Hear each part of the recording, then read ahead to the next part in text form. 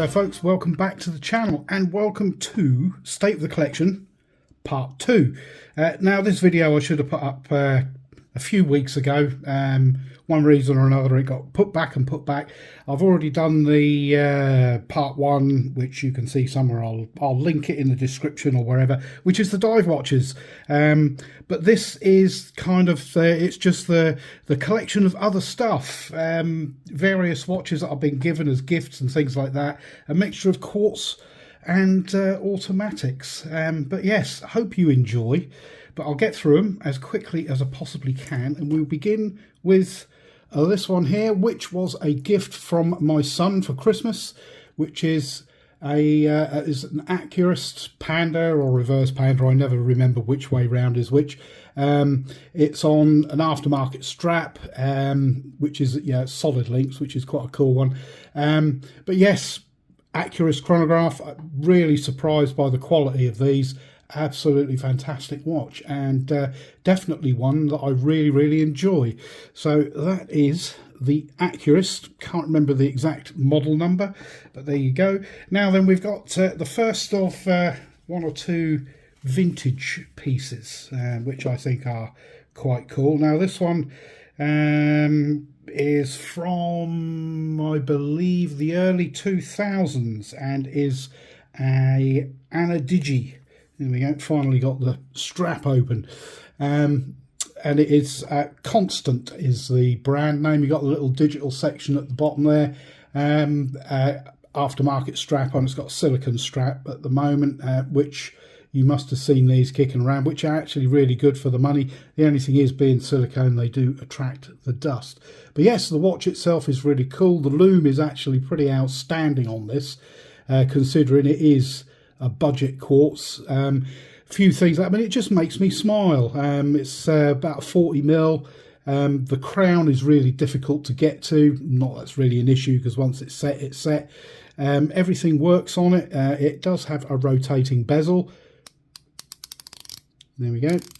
Which is, let's just say, it feels industrial. But yeah, pretty cool. So yes, there we go. That is the Constant ana-digi. Next up, this is a little bit of an honourable mention. This is actually one of my wife's, but I do wear it. It's a 34mm. Yes, I do wear small watches. A little Tissot dress watch, which has a ETA 2824 inside of it from the 1990s. So yes, pretty cool. Yeah, kind of two-tone effect. Nice little watch. My wife obviously wears it more than I do, because 34mm is a bit on the small side, especially when you consider what's coming up next, which is possibly one of the bigger watches that I've got. And this was a gift from Average Joe over at Average Joe Watch Reviews. Anybody not familiar with his channel, go and have a look. This is the Sangamon Mother Road, and it is race car inspired, street racers.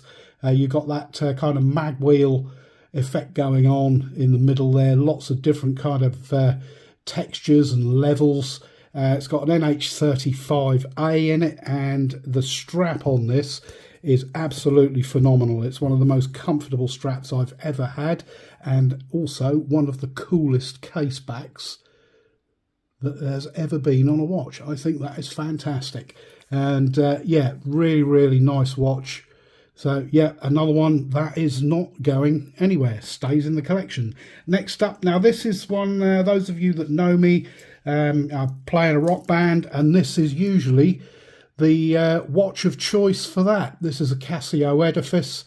It's got, I don't know if it's going to show up very well, but it's got that negative digital display thing going on there and there, which is incredibly difficult to read. Then you've got various functions, all the usual stuff. There we go, there's the light. Hopefully you can you can see the digital display a bit better. But this, the reason I wear this is it's pretty bulletproof and it does stand up to the rigours of being on stage, and also it's not particularly heavy, because I found that wearing an automatic on stage, they start to roll around your wrist. So yes, that is what this one is for. Really cool. Yeah, there's always plenty to like about a Casio edifice. I think they're fantastic value for what watch for the money. Yeah, and just great fun. Next up was a gift from my wife. This is probably needs no introduction. Here we have the Hamilton Khaki King with the 80-hour power reserve and the slowed down and re-springed, I suppose. They put a silicon spring in it, mainspring, which takes that power reserve up. But yes, absolutely phenomenal watch, and one of my favourite watches in the collection. It's just a really, really cool field watch. Only 50 metres water resistance on them. I'd like to have it to been kind of 100 metres, but you know, I think it's a great watch. 40mm, absolutely spot on for size, and gets a lot of wrist time. Next up was another gift from another YouTube channel. This is from Troy, the bald watch collector, who's recently moved house and is just getting back into doing the YouTube thing. So I'd really appreciate it if you head over and go and have a look at his channel. This was sent to me. This I believe is probably from the early 2000s, an Avia chronograph, and it's actually a proper chronograph because the central seconds hand is activated by that top pusher.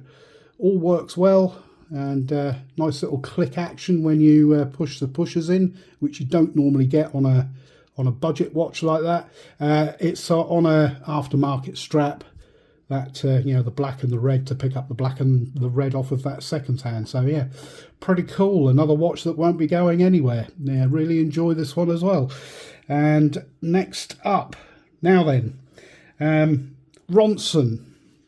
We all know Ronson for making cigarette lighters and smoking affiliated stuff.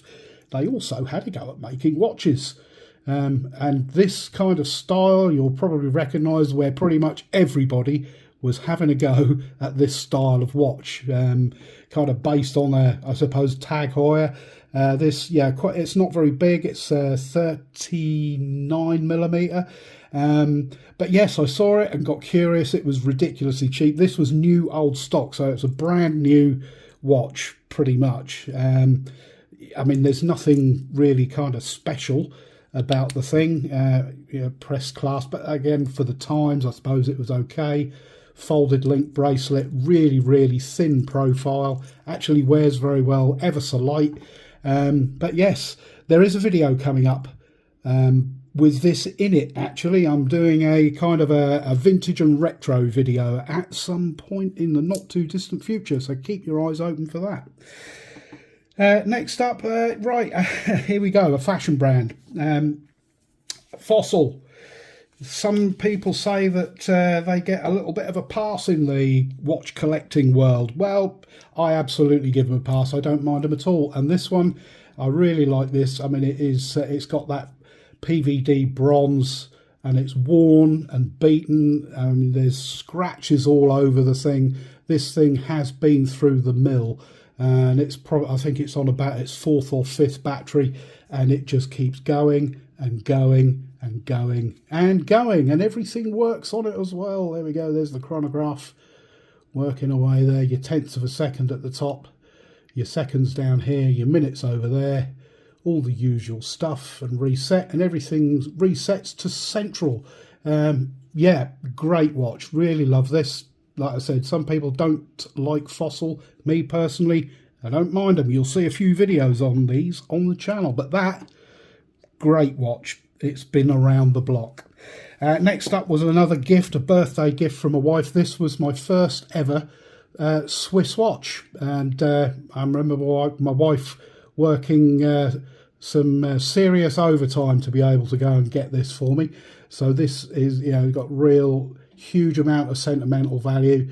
Yeah, I mean, it's just solidly made. It does have a pressed clasp on the bracelet, which you can't change because of this bit, the way it's riveted in, which is a bit of a shame, but there you go. 100 meters water resistant. Yeah, another watch that gets plenty of wrist time.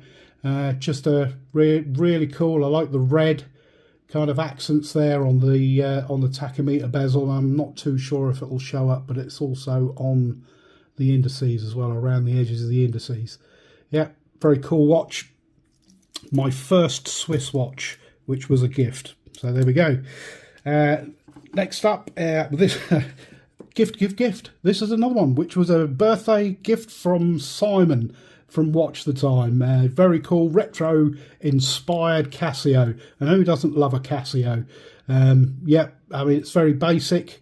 But yeah, it's just kind of grab and go, no nonsense. Absolutely fantastic. Love this piece. So yeah, another one. Thank you very much, Simon. That is very cool and gets plenty of wear. And we're going to end on Casio now. Two more Casios, almost end. There's another honourable mention. There we go. The good old world time, or the what do they call it? The Casio Royale, I think some people call it. Not much to really tell you about these. I mean, it's been in the collection for some time and won't be going anywhere just because it's really cool.